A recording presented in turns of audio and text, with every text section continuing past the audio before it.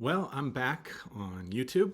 Looking forward to creating some new content for you guys. If you haven't subscribed to my channel, you can feel free to look around. If you like what you see, please hit the subscribe button and like buttons and all that stuff. I'm sure you know what to do. And hit the alerts so you'll know when I'm releasing new content.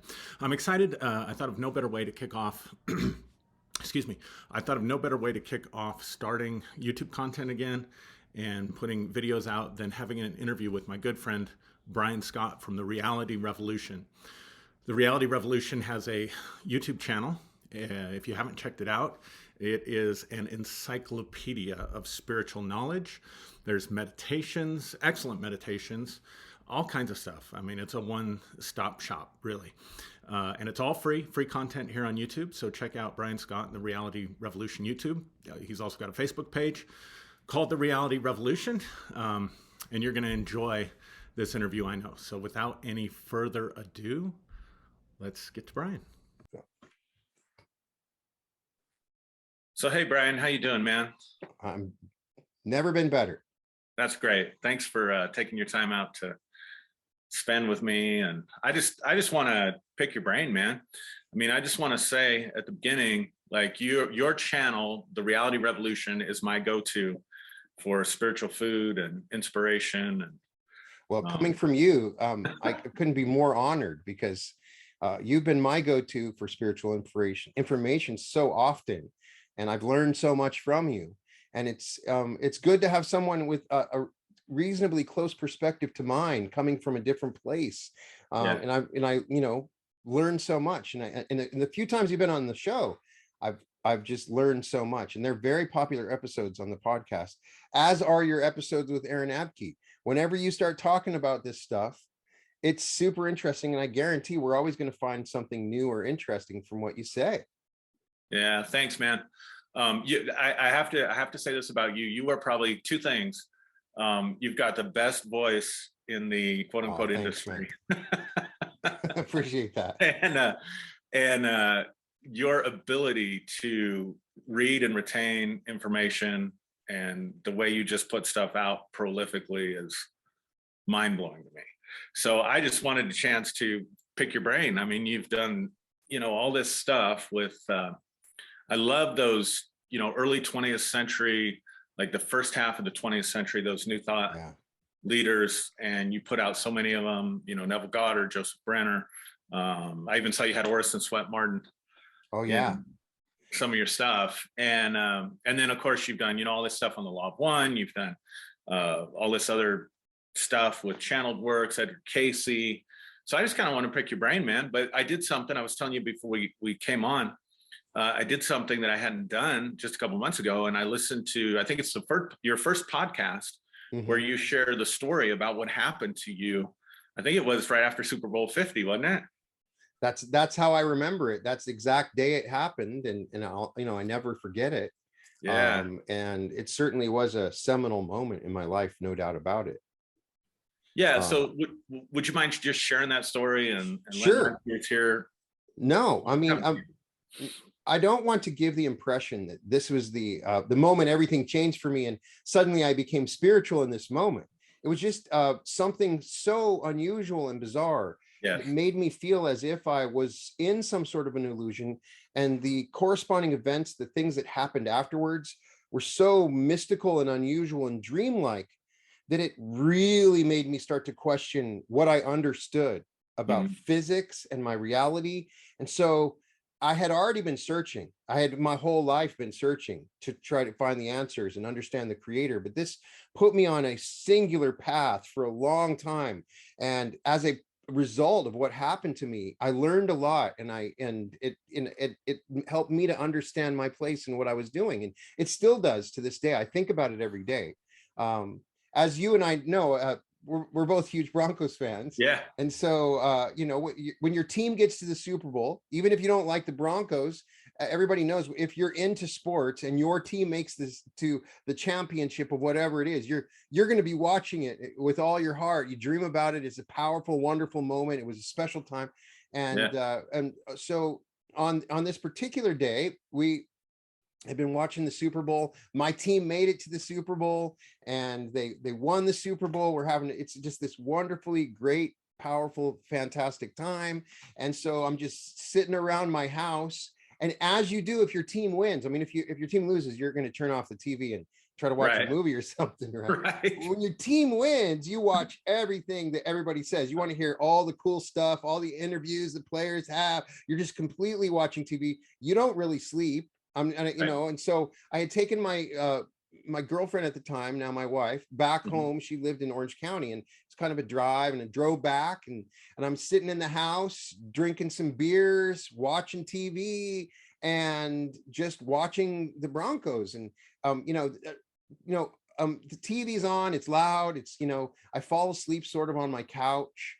Mhm. I was living in a house that was backed up, very beautiful backyard that was backed by a park. So unfortunately, people could jump the fence from the park and get into the backyard, something I Mhm. really hadn't concerned myself with. I had my cat's like my best friend at the time. So and there's two porch doors that slid open. I could go to the backyard. From one side was my bedroom, and Uh-huh. one side was the living room. And so I'm sitting in the living room, and I'm just mostly half asleep, but still the TV is kind of going, and you're in that glow and that buzz, happy. And I wasn't really, had not been drunk.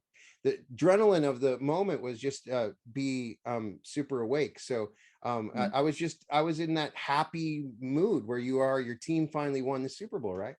And so I sort of awaken and look over, and I see the porch door was a little bit open.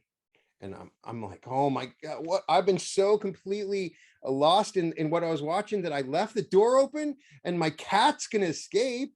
And I'm just horrified that my cat had escaped. And Yeah. so, I get up, and I walk to the door, and I'm looking down the whole time, looking around for my cat.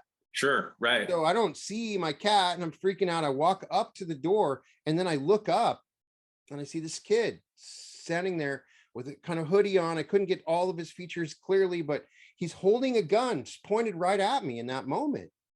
And I, you know, immediately just slammed the door shut. I didn't, for some reason, I shut the door. I could have, just left the door open, but everything started slowing down. And the moment to go back, the moment I kind of woke up, I felt like I was like guided in that moment to something was going on. I heard myself, like seeing some, so something was going on. I was aware, I was awake, and I shut the door, and I start to run, and I hear a gunshot.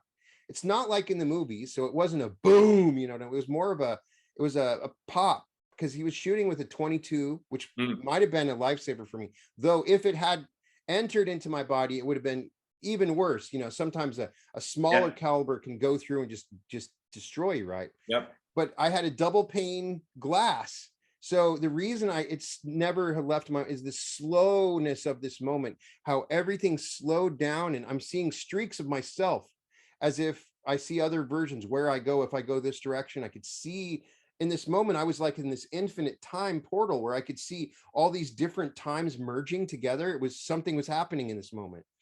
And I heard the first window, or the first portion of the glass break, and I'm continuing to run, and then I see myself like laying down in a pool of blood, um, crawling over to the table on the other side, and then I hear the second glass break, and then as I'm running, I feel something just bounce on my back. So I run down the hallway to the room. That room also abutted against the backyard, and there's someone else there, and they start shooting at me as well.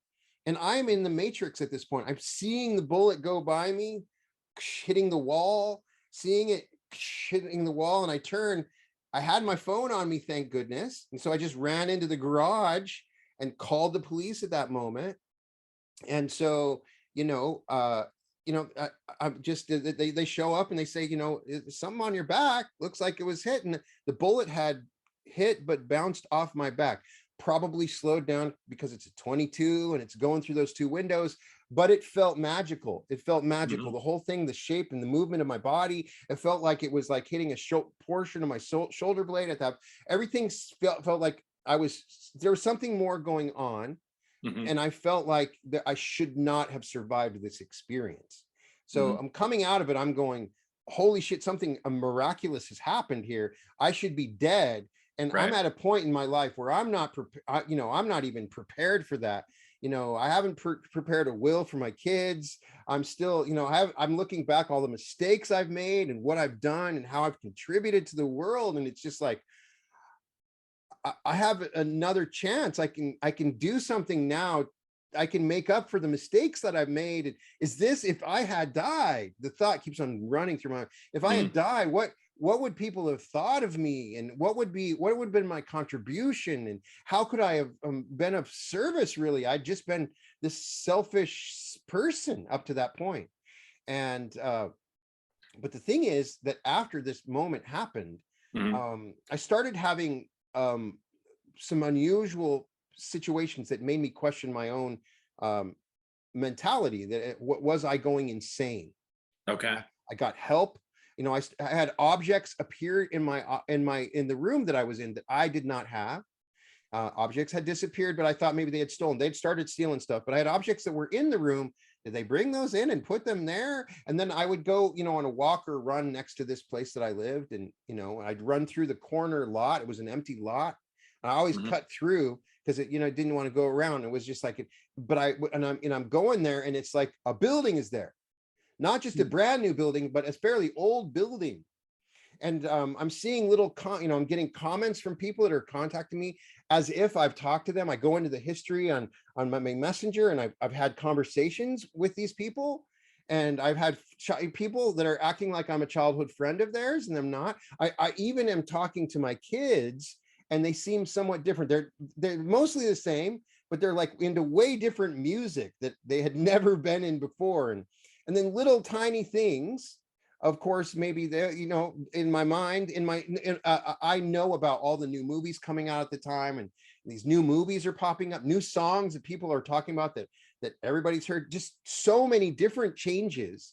Wow. I really started to question, did I shift into another reality? Yeah. I started reading Cynthia Sue Larson's book on quantum jumping, and she had explained how there are these reality shifts that occur where objects disappear and appear. And so it felt like my consciousness had perhaps jumped from that moment, and that I was maybe dead.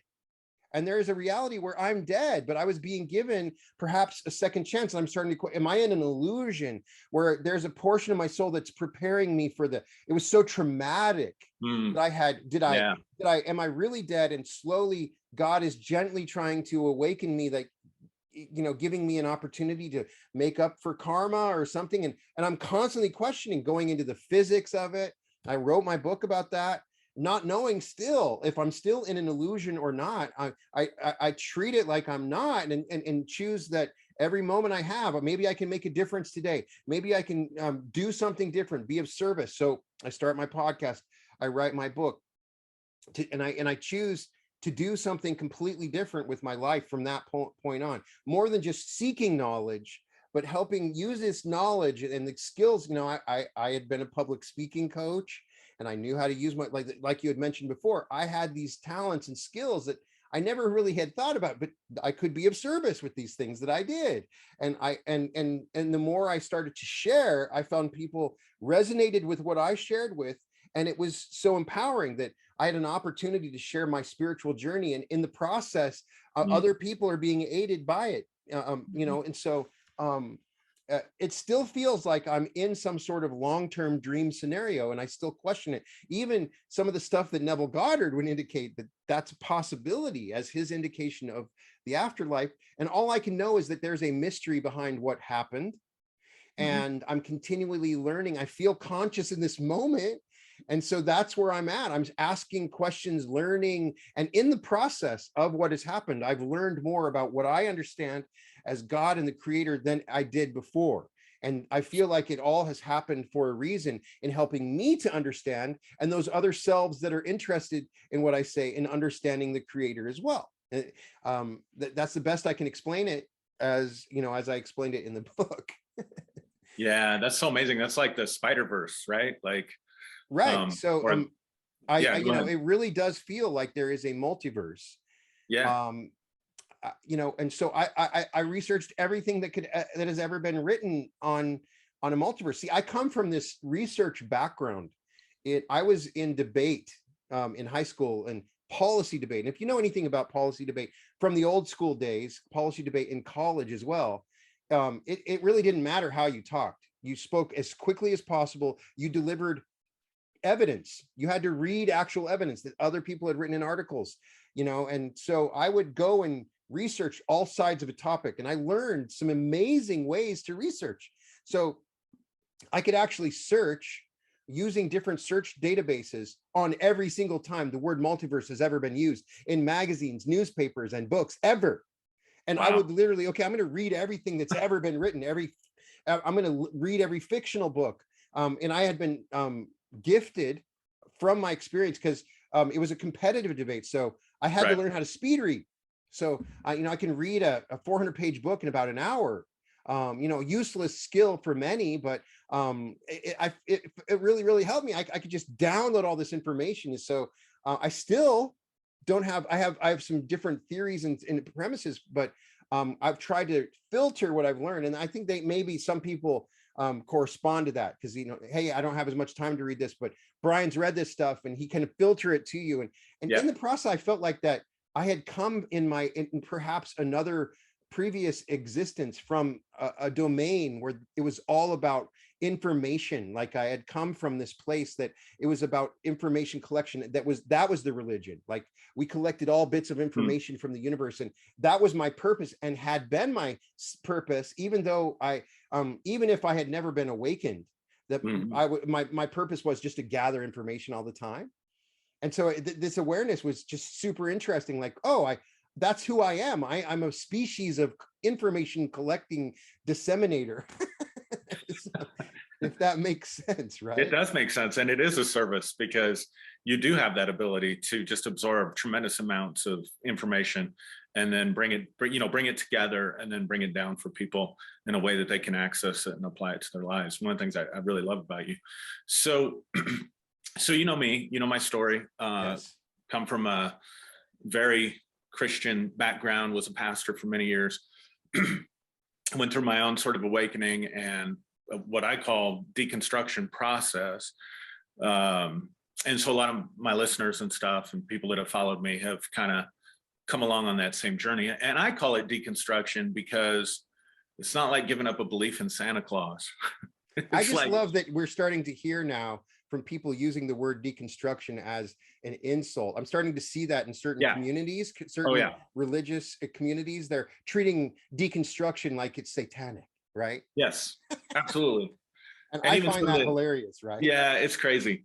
But for me, it really was because my entire worldview was pulled apart. I mean, up until I was 45 years old, knew who I was, knew what I was about, knew my purpose, knew who God was, the creator was. I mean, I had it all figured out. And then, my experience was a little bit different. It was more of a meditative, sort of visionary type experience. But I can honestly say, in 20 minutes, all of that came undone. I mean, it's crazy. But I know one of the struggles that I had personally, or that I've had on this journey, and I know a lot of people have, is you go through this where you thought you understood the nature of reality, you thought you understood your purpose in life, and then all of a sudden it's Right. it's completely pulled apart, it's completely undone. And so getting back to some kind of worldview or some sense of purpose or spirituality. So I really want to ask you this question. Yeah. With everything that you've experienced and everything that you've researched and everything that you've studied, what is your understanding right now? I get it can change. What is your current perception or understanding of God? What is humanity? What are some of your thoughts on that? Obviously, that people that have listened to my podcast, I start before I give my own assessment of what I believe is happening by saying that there's a law of confusion in what I understand the current world that I'm in, and we're never supposed to truly understand. And I submit to all the mysteries, knowing that I really will never know. I can only guess, and I can only give my own impressions of what is going on in the world. And to me, it feels like a sort of hodgepodge of multiple different places where I gather stuff, and that seems to make sense to me, and it seems to make sense. Um, I I have this deep part of now is I have this fear of death, where I want to know what is going on in the unknown. So I'll read everything that anybody says about what happens after you die. I'll read what Edgar Casey says. I'll read what Robert Russell says. I'll read what everybody, and I start to gather things and start to understand. And I was really informed by when my parents died, when my dad died, and I really sought out, I want to communicate and meet with my dad again. And throughout my growing up, my family is from a spiritualist family. My mom, on my mom's side, she kept it a secret from my dad, because my dad couldn't, they would meet on, like, during whenever there's a funeral or a wedding, that's when the family actually got together. A few reunions, but most of the time they would have this secret meeting, and they would talk to the dead. They would, oh, Joe's here from so and so, it looks like he might be incarnating, so and so is he incarnating. So I never had been as gifted, a little bit, but not as, and the way some of the people in my family where they were super confident. Like, I just talked to Bill, and my grandpa would just sit there, and like, Will just walked in, he's like, and he would say these things, and then I would hear these, and I knew that the world was much more than I understood. I'm at my dad's funeral, and somebody comes up to me and talks about my grandfather, and said, yeah, everybody in our family knows this story about your grandfather. I don't know why I'm going on this, but I'm going to tell you all this. My grandfather would, when he was a kid, he would go play in the backyard. He'd go out in the shed and walk out, and there'd be these little fairies that would be walking with him. So my grandfather was like this very spiritual person, and he could see the other world. And I believe that there is a lot more to what is going on in the world that we don't see. When I finally had this opportunity to see my dad, it reflected exactly what Neville Goddard said. It was like this young, it was all, and everybody I've talked to that meets their parents or somebody, it was this young, perfect version of my dad. And he had no idea he was dead.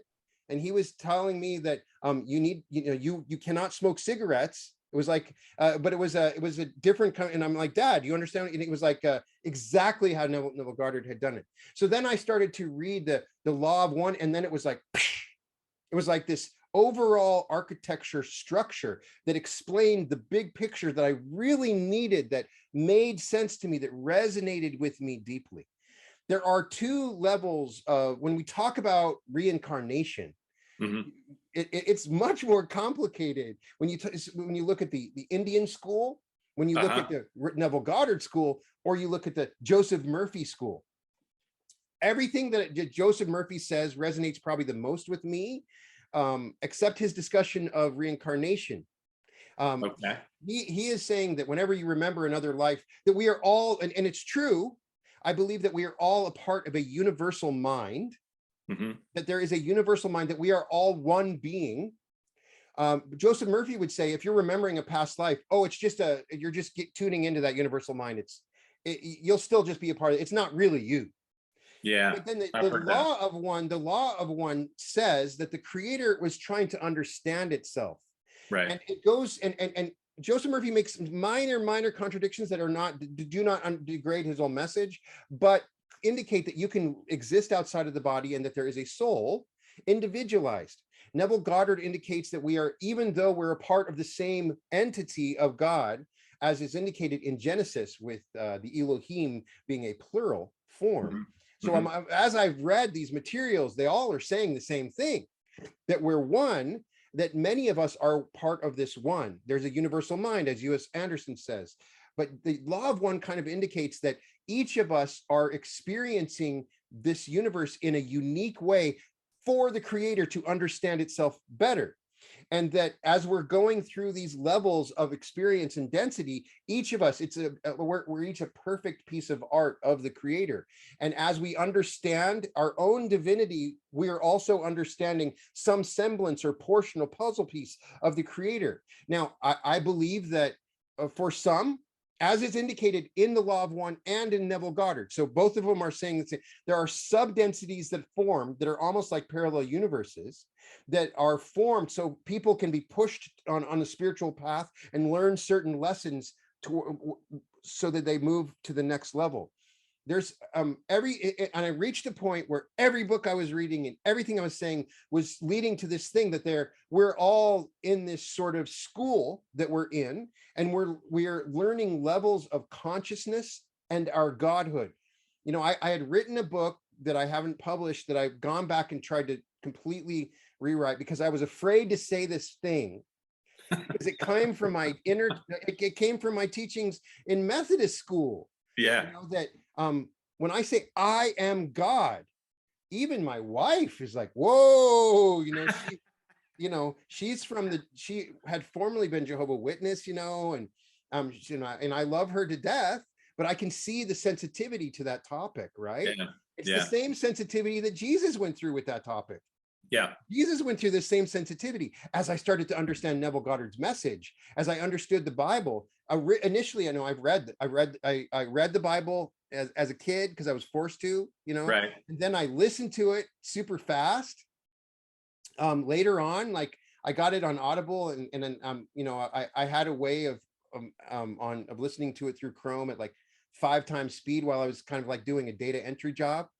And so I listened to the entire Bible in like a week, you know what I mean? A couple times, like it was one thing, right? And all these, but at first I'm like, there's so many contradictions. When you hear it all at once, there's so many problems and contradictions. And then Neville Goddard sort of awakens. It's not about that. It's all about you, and all these contradictions and paradoxes are a part of your own spiritual journey. And they make sense when you get the bigger picture of what it means. The book of Revelation is what you went through. You had the apocalypse happen to your soul as you realized that things weren't what you thought. That's what I thought when I understood my own apocalypse. So I think that we're all the same being. I'm you and you are me. Maybe I haven't experienced your life. And there's an amazing video by one of my favorite writers, the guy that wrote the book that Matthew Damon, where he goes to Mars. Yeah. I don't know the name of the movie, but it'll come to us later.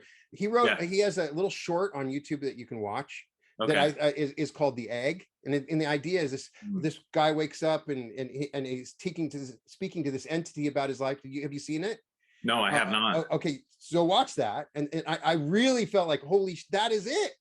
So he experienced his life and he said, well, each of the universe is like an egg, we're going through all of our lives. We experience each life, and then when we're done, we move to another level. And inside the egg, we're moving to different levels. And as I'm understanding it, as I start to write this book, it's all about me being God. But this concept of me being God became me so that I could become him, is so much more than we understand. Because I feel like, and I felt this when I was a kid, I wrote this short story, that God was incredibly lonely, that even went through periods where he chose to forget, right? And then the ultimate solution was this one thought. During the Big Bang, we had this explosion where he spread himself out infinitely everywhere to truly understand himself and to never be alone again, but also to create himself over and over and over again. But to truly create yourself as God and to still maintain this simulation that we're in now, he has to take us through levels, or each of us would destroy the simulation. So each of us are being taken through levels of understanding of this godhood, and eventually we reach a point where we create our own reality. But each time we experience a different incarnation individually, it's all a part of an individualized understanding, and we all become these beautiful gods separately, creating our own universes. But right now we're in a third density schoolroom. So and so we're all experiencing, and as the Law of One indicates, it really is, all we're at now is a very, very rudimentary, almost preschool understanding of self. And that is, what does self mean? And we take away our understanding of the personality and the ego and love, and we understand that what love is, and then we understand, what is it that we truly love? What's our purpose deep down? What's this creation, this blooming flower of me. What is it? Do I choose to love just myself, and that ends up being something, or do I choose to love others as I start to look out and choose to love others? And these two schools separate, right? There are two schools that separate. One, these are the people that are going to just love the self, but we're in a place where both of us interact. And I think later on, it's everything is a dream within a dream. And right now we're in a dream. And if you've ever woken up from a dream, right? And then you're like, so initially you're like, was that real? And then you realize it wasn't. And then each time, the dream itself is this beautifully co-created story that God gave us. And then we awaken in another dream that's even more amazing. And then we continue to awaken dreams within dreams until we wake up from our slumber as God all along. But it's different. But in the process, something is happening that we can't even understand. This what God is doing and creating, we can theorize. But I think in this density, it's not our place to truly know. We're just trying to know, okay, which school do you want to go to next? You're going to awaken in which dream? Is it the dream where all you care about is yourself and you want to manipulate others and do whatever it takes for yourself? Or do you want to care more about others in a loving environment? And then God gently places you into another dream where you explore the meaning of that. And in this environment, we have, I'm just reading this most amazing book right now that I can't wait for you to hear on the channel, called Red Lion, The Elixir of Eternal Life. Wow. And it's a fictional book about this person who takes this elixir and remembers his past lives. And, and he is just doomed by his past sins and all the things it means. And, he sees the demons of his emotions and others around him. And it's horrifying and terrible. And I'm seeing what would happen if you awaken in this other, because a lot of times this, the thing that the law of one really taught me that's amazing. Hopefully I'm not going too long here, but no, man, that's great stuff. The thing that law of one taught me that's so exhilaratingly amazing that I when I first heard the new earth, and it's like, oh, this other dimension, but it's really it's about complexity. You remember when you went from first to second grade and second to third, how everything just got harder? Yeah. What we understand about physics is that everything is made up of light, the same light, protons and electrons, everything's the same thing. It might be spinning in different directions, but the matter around us is made up of this light. So there is and we are now in a period where the same light, there's this potential light that also can make up the matter that is more densely packed with way more information. And as we access this, it unveils, it releases the veil of all of our past and the truths around us. We can hear the voices of the spirits and see the fairies in the forest. We can talk to the trees. And it, for some, it's insanity. So they're not able to take that level of awareness. And each level of each dream that we go to is way more complex. This new complexity, each light proton holds the light, way more information than before. And so what we do is explore for millions of years this even more densely packed light particle. But then we fully come to a point where we're at it, and it's more powerful, and it becomes even more, okay, here's another density of light, and there's so much more that you don't know. And so we're being slowly, beautifully taken through these levels of dreams. And it's all internally as we become creators of our own universe, and then we start to create the dreams and plays of others way in the future. And we're just in a schoolhouse of learning this. And the thing that has really helped me also to understand is that what we experience is linear time. What may be trillions of years is just another playground. There is a part of the universe that is also time, space, and space-time. There's another where all of it is happening at once. And so what we think is happening over a long period is really just a moment or a second. And what we're experiencing, what we think of as long periods of time, is really nothing. Okay. And so what as we start to experience these other dimensions, we get a fully different understanding of time and creation. And there are other forces of more. Right now we're in a duality, but there's trialities, quadralities, there's other opposing forces. And right now we're just in this simple school trying to understand our place in it as self. and the differences between light and darkness, and that's it. As I understand it, and I still don't understand, I'm still learning new stuff every single day that makes more and more sense. And the beauty of it is I believe that we're in this period where we can access this new light photon. And as we do, we have more knowledge and understanding. And as I start to communicate this with others, I see the complexities and the coincidences, and I see confirmation of many of the things I believe, even though I'm constantly, as the debater, questioning my confirmation, trying to avoid the confirmation bias or be in the echo chamber of what I'm doing. Right. So that's as I best understand it, that I'm on this spiritual path in a schoolroom, and I'm sharing that with everyone else. And I'm remembering and also understanding. And there's so much more that I don't understand, but I am learning that I am God. I am God, learning how I am God, awakening in multiple dreams on different levels. And that's what's happening now. Yeah. So I don't know. That's awesome, man. I mean, it's a lot to unpack, but thank you. Have you heard of the work of Dr. Donald Hoffman? He wrote a book called The Case Against Reality. I have. And it fascinates me, the idea that is missing from science that he so clearly puts in that book is that consciousness is not being talked about. Consciousness, we talk about light, we talk about what's the smallest subatomic particle, right? But what's the smallest level of consciousness? And that is an important question. Everything is consciousness. Everything is consciousness. And so the case against reality is great. We are only experiencing, when you read that book, you understand that we're in that cave that Plato talked about, right? Yeah. We only see the shadows on the walls. When we see through our eyes, hear through our ears, taste, in our mouth, but how are we really accessing reality? We only have this very limited view of reality. And I believe that each dream that we awaken in is just we come out of the cave and into another cave that is even, there's more, we have more senses, more things that we're accessing, and everything starts to expand. But we start out in this little world limited just by our five senses. That's the thing that struck me with Donald Hoffman's work.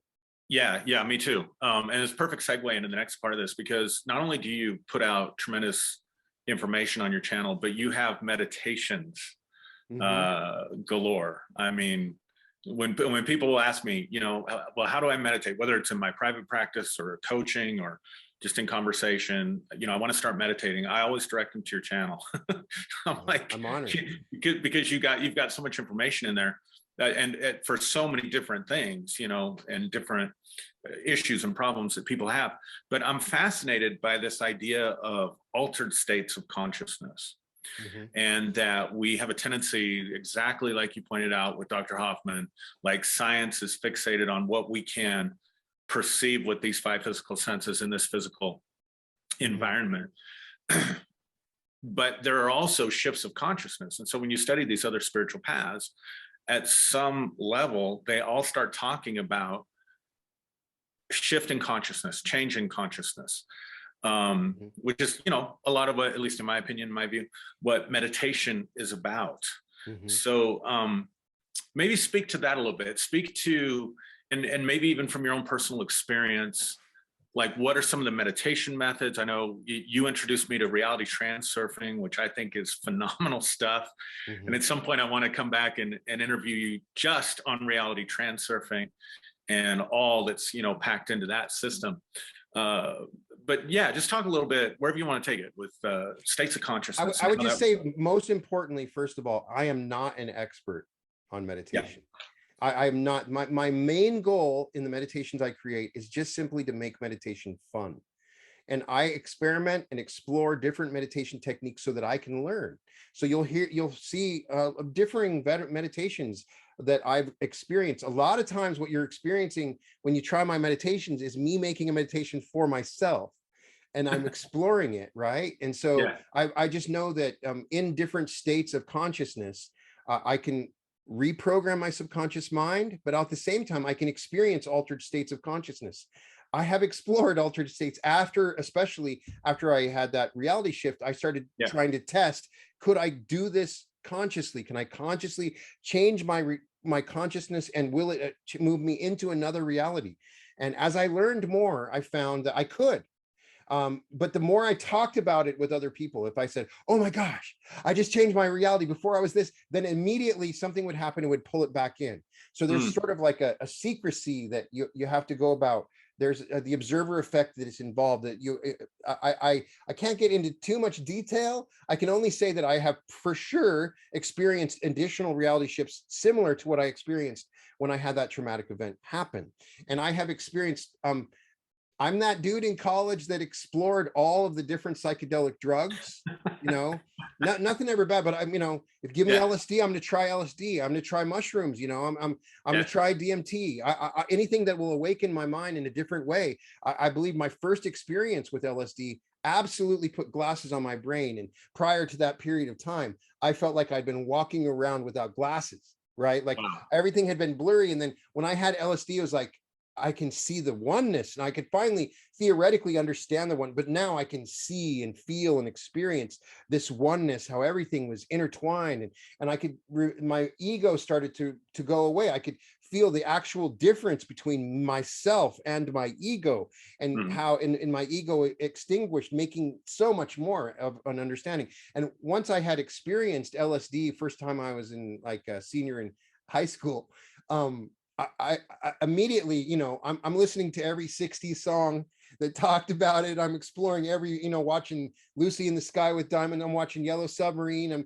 Obviously I'm not trying, I'm finding very much about it, but I also found anytime I would alter my consciousness, it led down to a somewhat bad path for a period of my life where I drank too much. You know what I mean? Because I felt like I could adult, and so I learned that certain things I had to avoid because it wasn't really effective in altering my consciousness.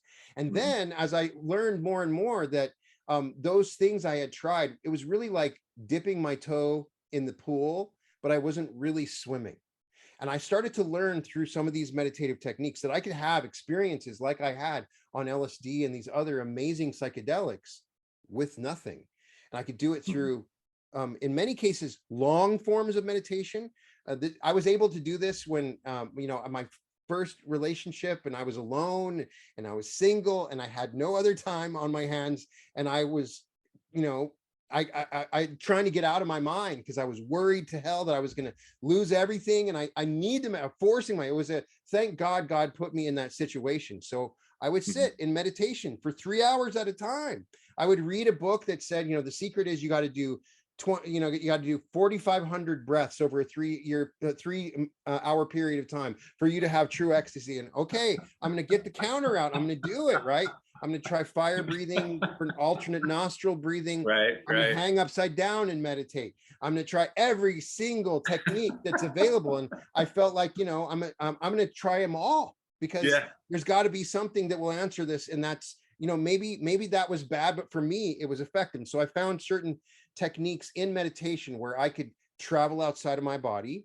I could see other realities. I could speak to what seemingly was alternate spirits. I could have different voices. I could see different colors. I could explore the astral and etheric realms. And I could do this without any drugs or anything like that, simply through a regular regimen of meditation.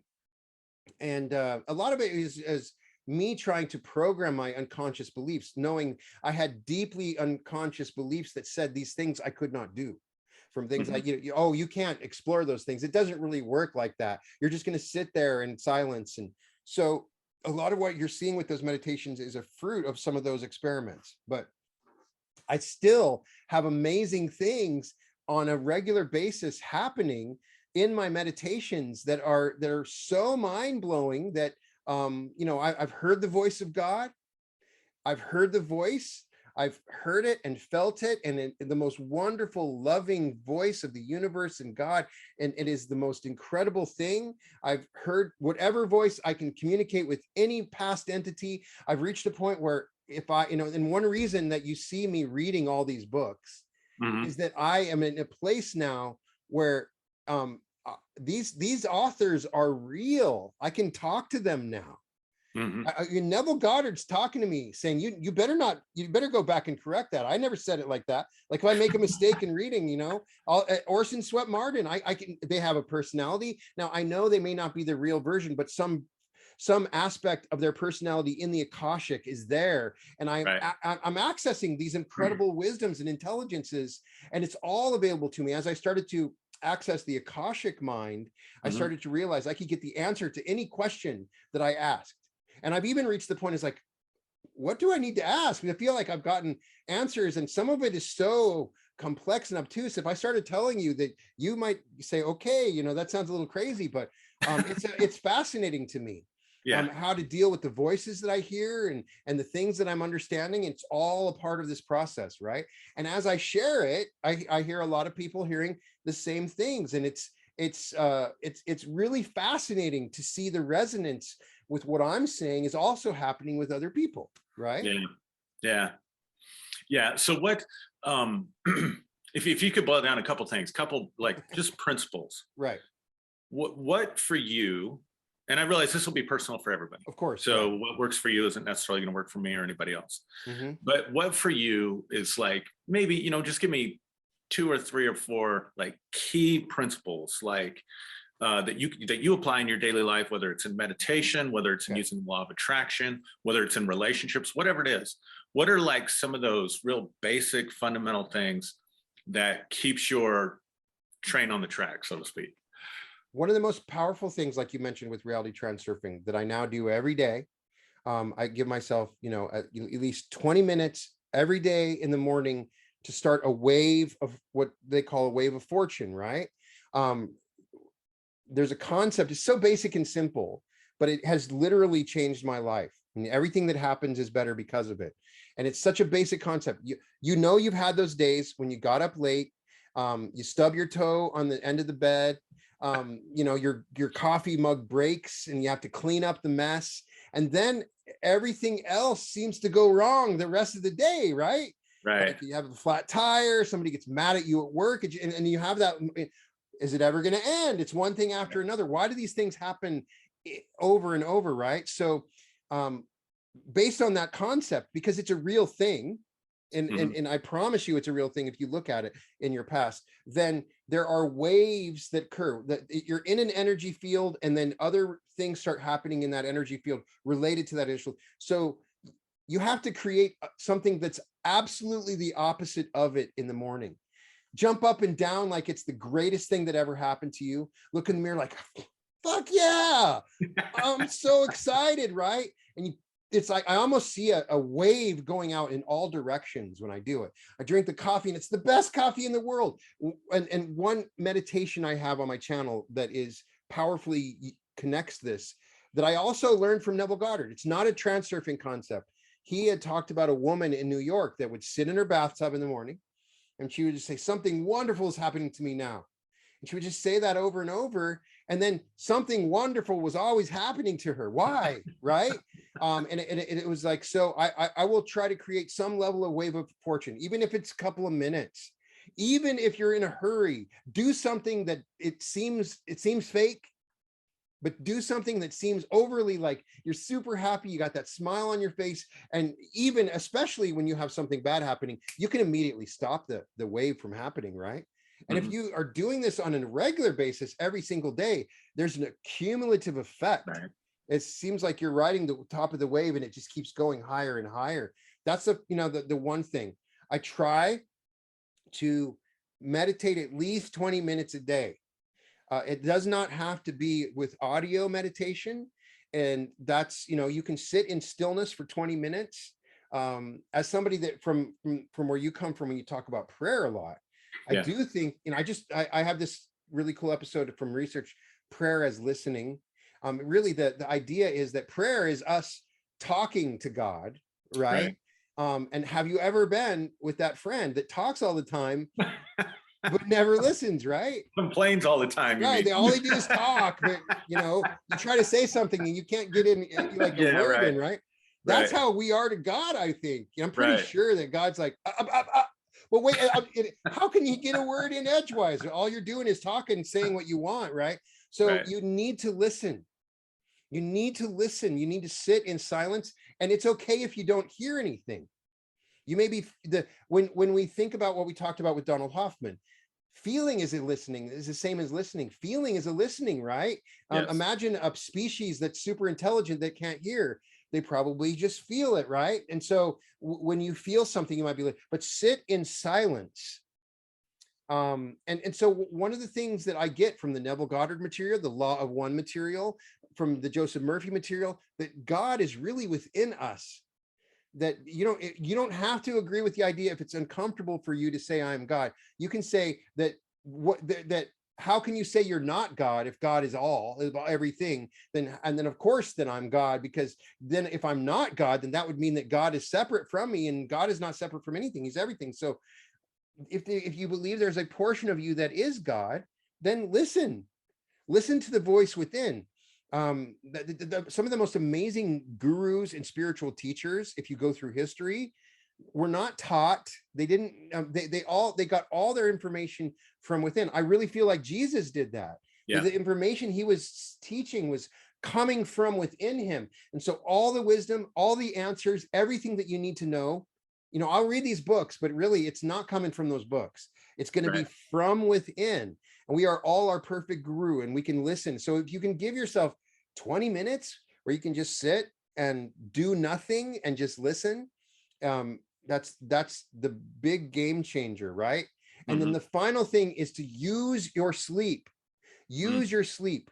I talk about it a little bit in my book, but Neville Goddard, when he talks about meditation, it's really about sleep. I use sleep meditations, but really they're quite different. When you're in that period where you're going to sleep, that's when.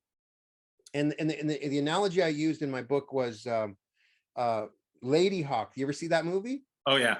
All right. So these two people that are in love, they only saw each other right at that little period of dusk, when the night and the day come, and that's when. My subconscious, I can talk to my lover. So my subconscious is Eve, right? That's how Joseph Murphy explains it. Yes. All of us are Adam, and Eve is our subconscious, and Eve will do all the complaining and talking at night before we go to bed, as Joseph Murphy explains, right?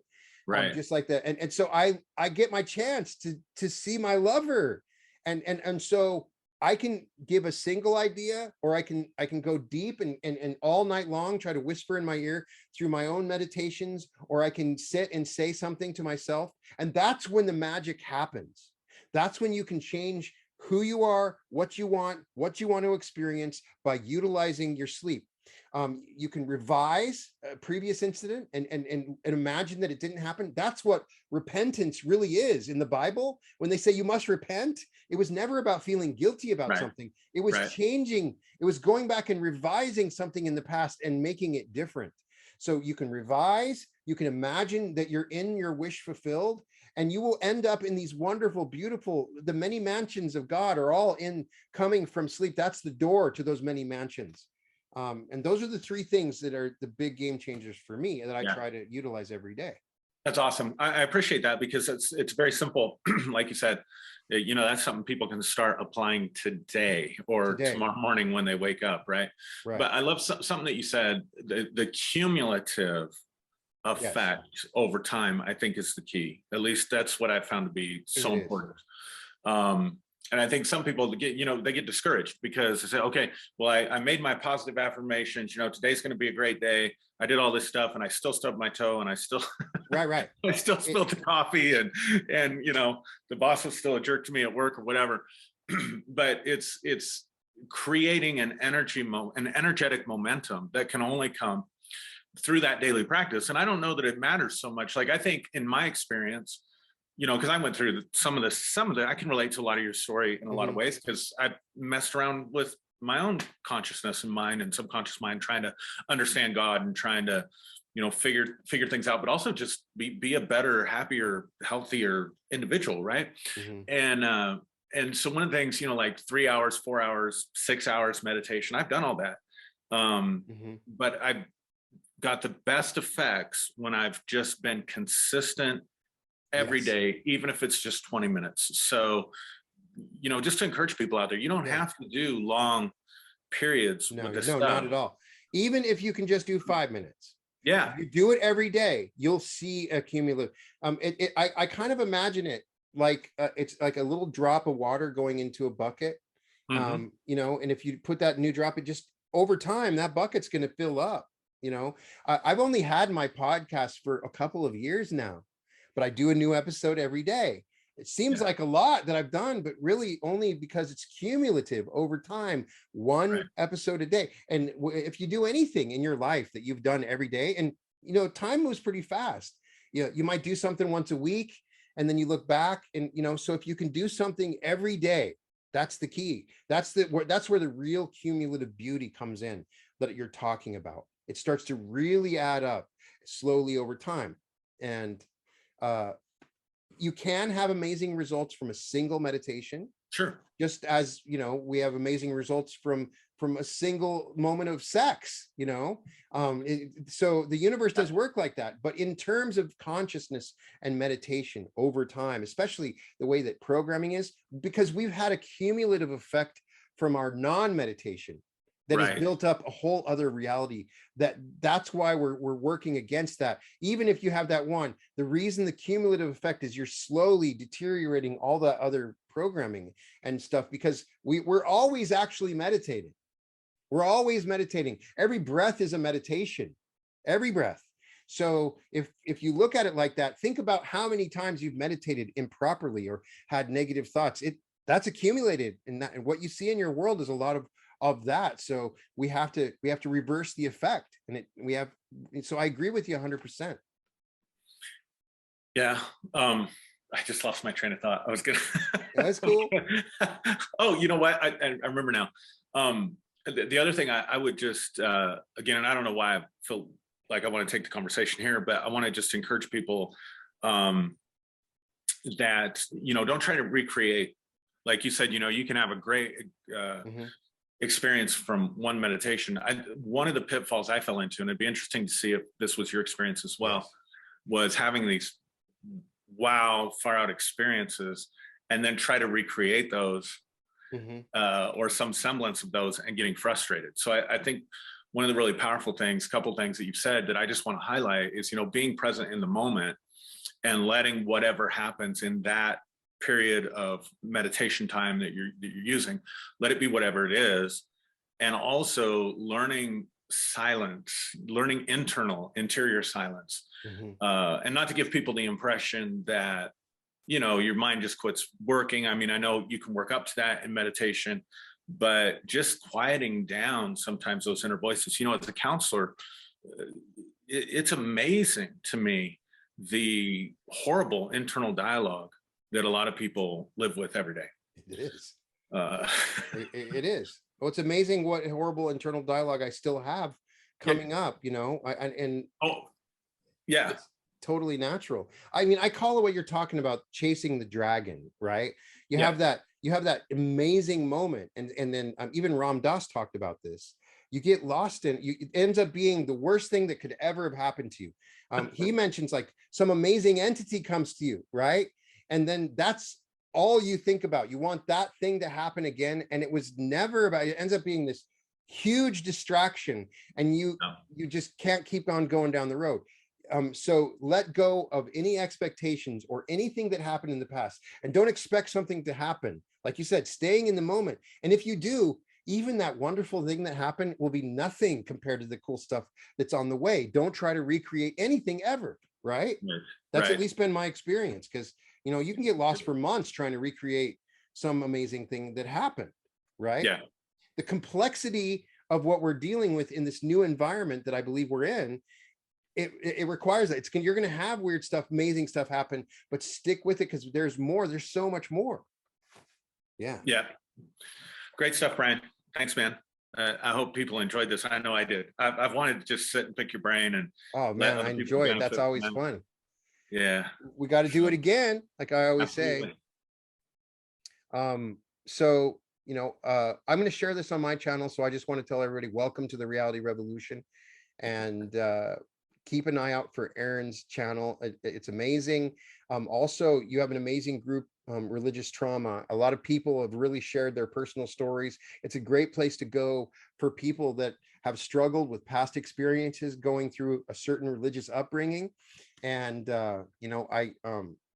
I've learned so much from your perspective. If you're somebody that is questioning about these things, especially if you're in a family environment where your family is ridiculing you, or you think you're going to lose everything, then you check out that Facebook group and check out Aaron's channel, because he has a lot that can really help people out. Everything's going to be okay. It's not as bad as you think. You're going through the apocalypse talked about in Revelation, and you now have to go through all the churches and awakenings of your chakras, and Aaron's here to help, man. I'm serious. So what you think is real is not. So thank you. Yeah, thanks for the shout out. Appreciate it. Thank you much.